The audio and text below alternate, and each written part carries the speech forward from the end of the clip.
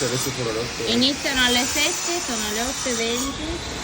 Questa è la situazione fuori. Qua.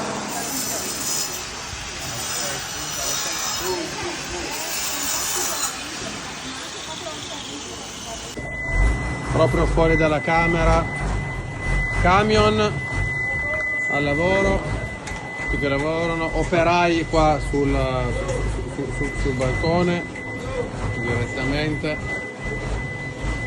Questo è il clima da vacanza che uno deve respirare a Zanzibar. Camion, smog, polvere, chi più ne ha più ne metta.